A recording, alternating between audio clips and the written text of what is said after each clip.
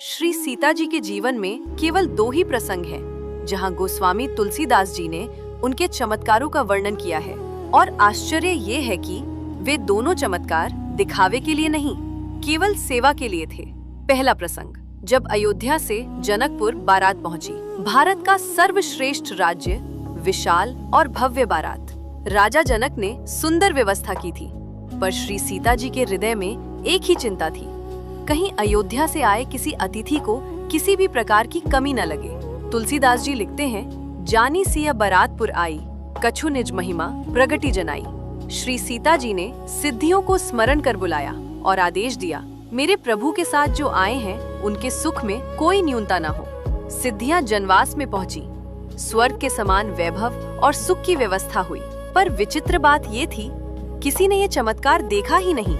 विभव भेद कछु कोउ न जाना, सकल जनक कर करहि बखाना। सब लोग राजा जनक की व्यवस्था की प्रशंसा करने लगे, पर उस चमत्कार को केवल एक ने जाना। सिय महिमा रघुनायक जानी, हर से हृदय हेतु पहचानी।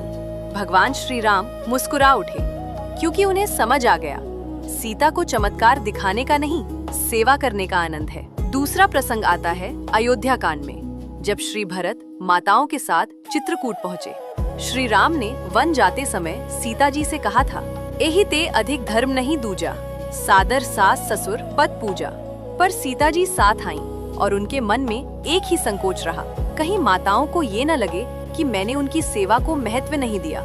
जब माताएं चित्रकूट पहुंची, तुलसीदास जी लिखते हैं, सिय सासू प्रति वेश बनाई, सादर करई सरस सेवकाई।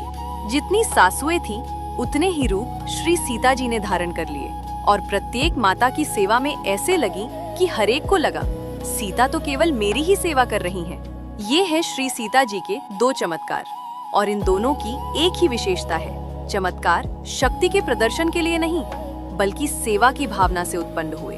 और जहाँ करुणा होती है, वहाँ चमत्कार छुप जाते हैं। यही है श्री सीता जी का चरित्र, सेवा, विनम्रता और निस्वार्थ प्रेम का शिखर। जय श्री राम।